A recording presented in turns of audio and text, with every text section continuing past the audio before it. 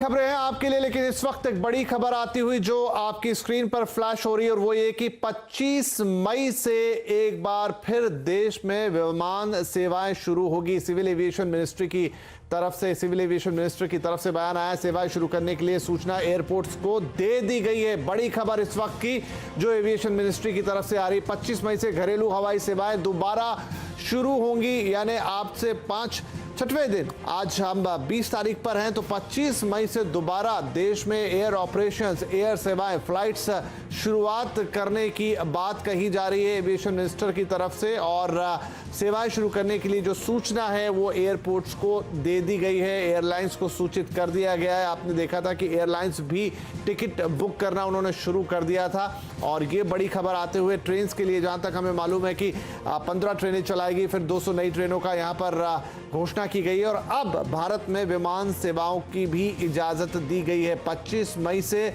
ये विमान सेवाएं दोबारा शुरू की जाएगी।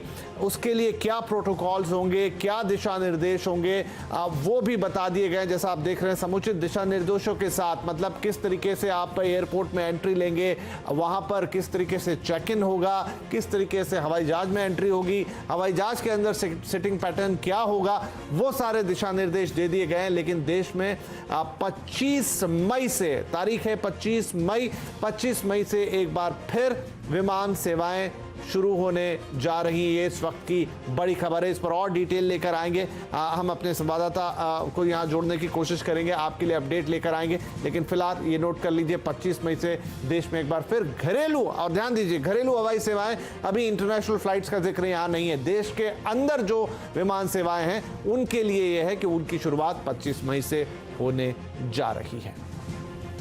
चलिए, हमारे संवाददाता रोहन सिंह जुड़ गए हमारे साथ, इस वक्त फोन लाइन पर हैं। तो रोहन, 25 मई से देश में एक बार फिर विमान उड़ना शुरू कर देंगे। जी हाँ, बिल्कुल। अभी इसकी सूचना दी गई है civil aviation minister Hardeep Puri के द्वारा कि 25 मई से विमान सेवाएं शुरू हो जाएंगी। जो डोमेस्टिक खासतौर पे उड़ान है वो शुरू हो जाएंगी। इंटरनेशनल उड़ान अभी भी उस पर रिस्ट्रिक्शंस लगा रहेगा। और जो एक बात, महत्वपूर्ण बात कही गई है कि जो ये उड़ान है वो कैलिब्रेटेड मैनर में होगी, वो एक फेस्ड मैनर में होगी। मतलब कि जरूरी नहीं है कि सारे सेक्टर्स को एक साथ खोल दिया जाएगा, वो एक एक करके खोले जाएंगे। शुरुआत में उन सेक्टर्स को खोला जाएगा जिन्हें हम की कम रिस्क, जिनका असेसमेंट हम किया जाएगा। और इसका जो एसओपी है वो पहले ही सिविल एविएशन मिनिस्ट्री ने जारी किया हुआ है। उसको हमने आपको रिपोर्ट भी किया था कि कौन कौन सी चीजें उनका फॉलो करना पड़ेगा। जो सोशल डिस्टेंसिंग के नियम है उनका किस तरीके से पालन करना पड़ेगा। और सारे जो एयरपोर्ट्स हैं और जो एयर कैरियर्स हैं, जो हवाई एयरलाइंस है, उन सबको ये बता दिया गया है कि अब आप तैयारी कर लीजिए, इन नियमों का फॉलो करना पड़ेगा आपको। जो एयरपोर्ट्स हैं वो पहले ही तैयार हो चुके हैं। एयरपोर्ट्स के लिए एक बहुत ही डिटेल्ड एसओपी आया हुआ है और एयरलाइन से सुझाव मांगे गए थे। उस सुझाव के बाद उन्हें एक दिशा निर्देश दिए गए हैं कि आपको एक लिमिटेड कैपेसिटी में शुरुआत में चलना पड़ेगा। सारे एयरपोर्ट्स नहीं खोले जाएंगे। जिन एयरपोर्ट्स में एक से ज्यादा टर्मिनल है वहां पहले शुरुआत में सिर्फ एक टर्मिनल खुला रहेगा।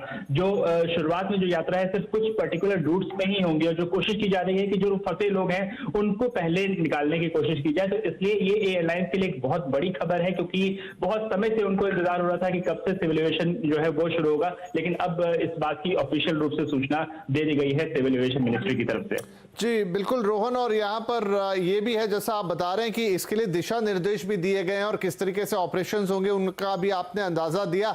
टिकट की बुकिंग हम जान रहे हैं कि एयरलाइंस ने खोल रखी है, पिछले 1-2 दिनों से टिकट बुक हो रही थी। आप हमें उसके बारे में थोड़ा और बताएंगे। तो इस समय जो यात्री हैं, जो लोग यात्रा करना चाहते हैं, क्योंकि शायद फुल कैपेसिटी पर विमान अभी नहीं उड़ेंगे, उसमें रो के लिए अलग नियम होगा। आप एक रो में कितने लोगों को बिठाएंगे, क्या बीच में कोई गैप छोड़ेंगे, कितनी डिस्टेंस पे दूसरी रो पे लोग बैठेंगे। तो क्या बुकिंग आसान है मिलना, या फिर तकलीफ हो रही है लोगों को, सीट्स अभी नहीं मिल रही? क्योंकि आपने कहा कि ये धीरे धीरे खोला जाएगा, तो कौन से सेक्टर के लिए बुकिंग खुली है, किसके लिए नहीं है, वो कैसे तय होगा? जी, अभी तक की जो जानकारी है, अभी तक जो एयरलाइंस है इससे पहले की थी वो 1 जून के बाद से वो ऑलरेडी बुकिंग ले रही थी। अब सिविल एविएशन मिनिस्ट्री ने कहा है कि 25 मई से ही हवाई यातायात जो है वो शुरू हो जाएगा। इससे पहले जो एक समस्या आई थी वो राज्यों की तरफ थी और सिविल एविएशन मिनिस्ट्री ने बहुत साफ कहा था कि राज्यों को अग्री होना पड़ेगा। तो जो राज्य सिविल एविएशन अपने राज्य में शुरू करने को अग्री करेंगे उनको ही, उन्हीं राज्यों में हवाई यातायात शुरुआत में चालू किया जाएगा। और इसके लिए हर स्टेट गवर्नमेंट को अपनी तरफ तरफ से परमिशन देना पड़ेगा कि अगर हम शुरू करते हैं तो उन्हें, जो यात्री मान लीजिए किसी पर्टिकुलर राज्य में जाते हैं तो वहां उन लोगों को दिक्कत नहीं होगी। साथ ही जो बहुत ज्यादा रेड जोन एरिया है वहां पे शुरुआत में हो सकता है कि सिविल एविएशन शुरू ना किया जाए। जो गाइडलाइन बनाई गई थी उसमें भी बहुत साफ था कि पूरी कैपेसिटी में कोई भी जहाज नहीं चलेगा, हो सकता है कि 25 या 30% सीटें ही चली जाए। तो अगर आप उम्मीद कर रहे हैं कि तुरंत सीट मिल जाएगी, तुरंत बुकिंग हो जाएगी, तो ये मुश्किल है। लेकिन चूंकि 1 जून के बाद से तो पहले से ही बुकिंग थी, अभी 25 मई के बाद से लेकर 1 जून तक की जो बुकिंग है उसमें उन शहरों में बुकिंग शुरू की जाएगी जहां जो राज्य हैं उनको वो अग्री करते हैं। अगर वो अग्री करते हैं तो फिर वहां पे हवाई यातायात किया जा सकेगा। लेकिन हो सकता है कि जब आप बुकिंग करने जाएं तो आपको थोड़ा लंबा इंतजार करना पड़े, क्योंकि शुरुआत में हर जगह ये खुली नहीं होने वाली है और एयरलाइंस के ऊपर भी दबाव रहेगा कि कैसे लिमिटेड कैपेसिटी में अपने जहाज को वो चला सके। तो रोहन, अभी ये एविएशन मिनिस्टर की तरफ से बयान आया है और आज 20 तारीख है, 25 तारीख से विमान सेवाएं शुरू होनी है, वो जिन भी शहरों के लिए हो। तो क्या उम्मीद करें, कब से इनकी टिकट्स की बुकिंग शुरू हो जाएगी? क्या कल से हम बुकिंग शुरू होता देखेंगे या थोड़ा वक्त लग सकता है? जी, टिकट्स की बुकिंग इमीडिएट इफेक्ट से हम उम्मीद कर सकते हैं कि अगले कुछ मिनटों में ही जो तमाम एयरलाइंस हैं वो अपने पोर्टल शुरू कर दें। और खासतौर से जो ऑनलाइन ट्रैवल पोर्टल्स हैं, मेक माई ट्रिप, क्लियर ट्रिप जैसे जो बाकी पोर्टल्स हैं, वहां पे भी इनकी बुकिंग शुरू हो जाएगी। क्योंकि एयरलाइंस खुद चाह रही थी, काफी लंबे समय से चाह रही थी, क्योंकि महीनों से बंद पड़े थे जहाज और वो चाहते थे कि किसी तरह से एक बार एविएशन शुरू हो जाए। तो उनके ऊपर जो दबाव आ रहा है, फाइनेंशियल दबाव आ रहा है, ऑपरेशनल कॉस्ट आ रहा है, उसको लेकर वो काफी दबाव में था। तो जो एयरपोर्ट जो हवाई जहाज की बुकिंग है वो तो इमीडिएट इफेक्ट से आप उम्मीद कर सकते हैं कि शुरू हो जाएगी। लेकिन इसमें खास बात ये देखना होगा कि जिस जगह पे आपका डेस्टिनेशन और जो ओरिजिन है वहां के लिए आपको टिकट मिलता है कि नहीं, क्योंकि शुरुआत में इस बात की उम्मीद है कि सभी एयरलाइंस जो है वो इसको पूरी तरह से नहीं खोलेगी और कुछ लिमिटेड जगहों पर ही इसकी परमिशन दी जाएगी। जिससे हम उम्मीद करते हैं कि आज शाम या रात तक सिविल एविएशन मिनिस्ट्री एक डिटेल्ड गाइडलाइन लेके आएगी कि कहां कहां किस किस सेक्टर्स में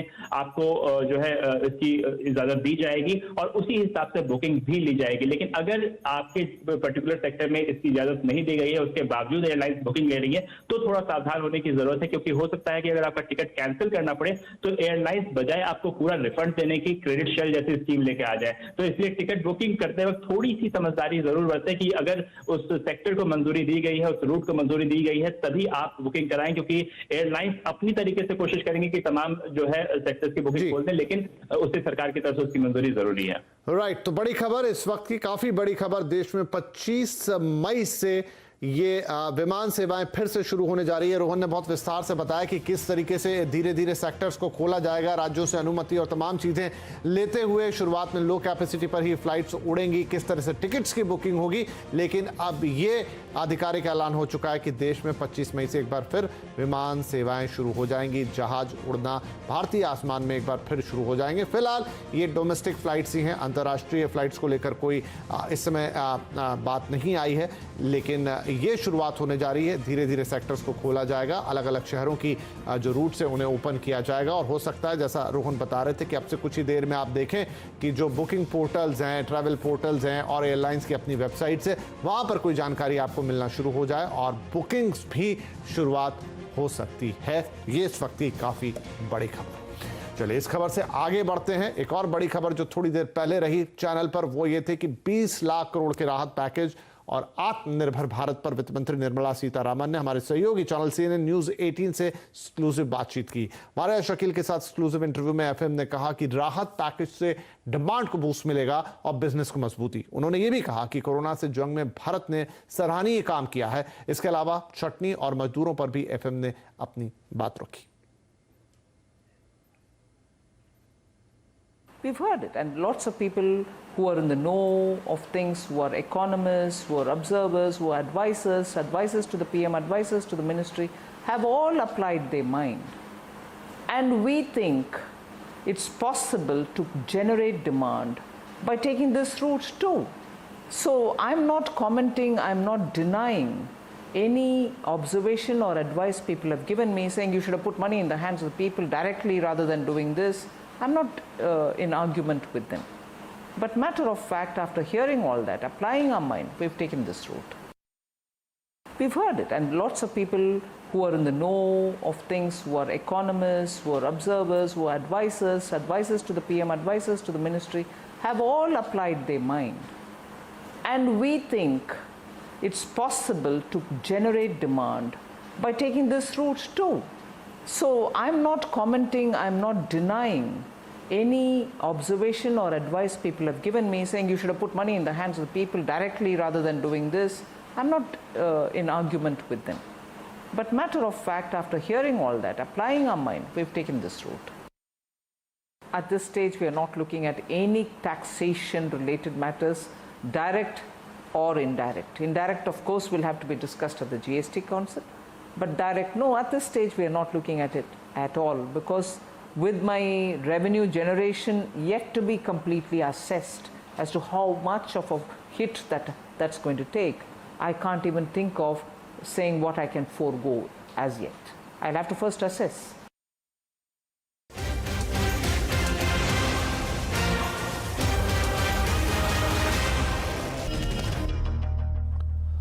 भारत में कोरोना के मामले सुपर स्पीड से आगे बढ़ रहे हैं। पिछले 24 घंटों में देश में 5,600 से ज्यादा नए केसेस सामने आए हैं, जो एक दिन का अब तक का रिकॉर्ड है। वहीं 140 मरीजों की जान भी गई है।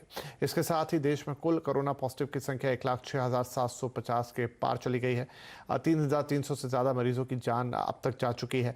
महाराष्ट्र, गुजरात के अलावा दिल्ली में भी कोरोना के मरीज तेज़ी से बढ़े हैं। इस बीच लॉकडाउन में रियायत सभी जगहों पर दी जा रही है। रेलवे ने भी 1 जून से 200 नई ट्रेनें चलाने का फैसला किया है, जो कि श्रमिक और स्पेशल ट्रेनों से अलग हैं। तो यहाँ पर हमारे संवाददाता दिवाकर मौजूद हैं, जो मुंबई में है। आज वहाँ से कुछ श्रमिक ट्रेनें गई भी हैं। उनसे मुंबई और महाराष्ट्र का अपडेट लेते हैं। तो दिवाकर, मुंबई में आज तो सब कुछ शांत रहा। हमने देखा था कल जिस तरह से मजदूर एक साथ बड़ी संख्या में पहुँच गए थे, तो वहाँ से क्या अपडेट है? क्या सब शांति से हो गया आज भी, क्योंकि कुछ ट्रेनें जानी थी?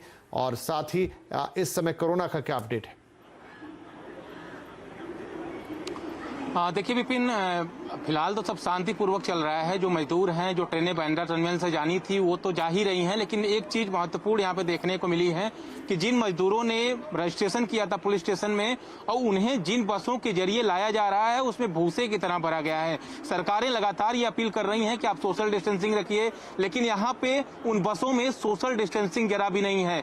सीटों पर तो पैसेंजर बैठे हुए हैं, खड़े होकर भी इतनी संख्या में पैसेंजर हैं कि जरा सा भी सोशल डिस्टेंसिंग उन लोगों के बीच में नहीं है। और यही मजदूर जब ट्रेनों में जाएंगे और अपने राज्य को पहुंचेंगे, तो वहां पे कोरोना के फैलने का खतरा जो है वो ज्यादा बढ़ जाएगा। तो जाहिर तौर पर जो सरकार लगातार ये कह रही है, और महाराष्ट्र में जिस तरह से कोरोना का आंकड़ा लगातार बढ़ रहा है, इन सब की वजह भी यही है, जो लापरवाही हो रही है लगातार, इसके लिए ये इस तरह के आंकड़े बढ़ रहे हैं। पूरे महाराष्ट्र में अगर देखें तो आंकड़ा जो है वो 37,136 पहुंच चुका है।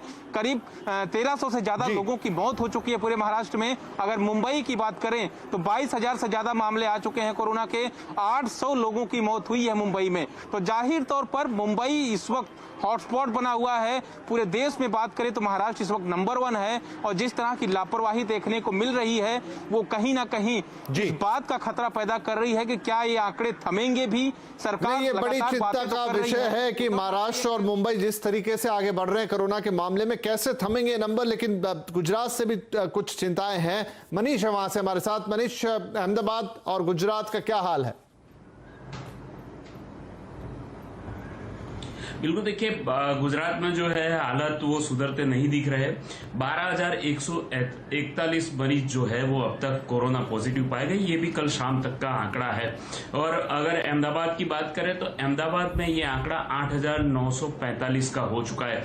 मतलब नंबर जो है वो लगातार बढ़ते जा रहे हैं। और उसके सामने जो मरने वाले लोग हैं उनकी संख्या भी बढ़ती जा रही है। अगर गुजरात की बात करें तो 719 लोगों की मृत्यु अब तक हो चुकी है। और अकेले अहमदाबाद में इसमें से 576 लोगों की मृत्यु हो चुकी है। यानी ये आंकड़ा जो है काफी चिंताजनक है। करीब 70% या 75% के रेशियो में जो है वो अहमदाबाद गुजरात में जो है कोरोना पॉजिटिव मरीज को लेकर चल रहा है। रिकवर होने वाले लोगों की संख्या जो है वो ठीक ठाक है।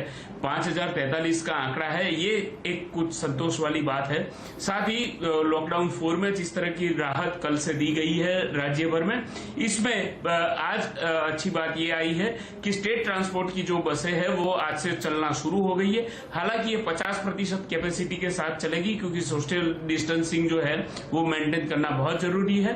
55 से 60 की कैपेसिटी वाली बसेस जो है वो 28 से 30 पैसेंजर को लेके चलेगी। ये जो इंटरस्टेट मजदूर है जो राज्य में ही बसते हैं और ऐसे लोग हैं जो कहीं छोटे गांव में दूर अगले जिले में फंसे हुए हैं, तो उनके लिए ये राहत वाली बात होगी। जी शुक्रिया मनीष और दिवाकर आपका भी इस अपडेट के लिए। और यहाँ पर आज एक और मुसीबत रही देश के सामने, वो थी अम्फान तूफान, जिसके कारण बहुत सारे लोगों को तकलीफ झेलनी पड़ी। करीब 6 लाख लोगों को उनके घरों से निकालकर सुरक्षित स्थानों पर शिफ्ट किया गया है। बंगाल की खाड़ी से उठा ये सुपर साइक्लोन पश्चिम बंगाल से लेकर अभी पूरा राज्य हाई अलर्ट पर है। लैंडफॉल के बाद अम्फान उत्तर पूर्व की दिशा में कोलकाता के करीब पहुंच सकता है। तट के पास से गुजरते हुए इसकी रफ्तार आज 155 से 165 किलोमीटर प्रति घंटा तक रही। पश्चिम बंगाल और उड़ीसा में अब तक करीब 6 लाख लोगों को, जैसा हमने आपको बताया, तटीय इलाकों से निकालकर सुरक्षित ठिकानों पर पहुंचा दिया गया है।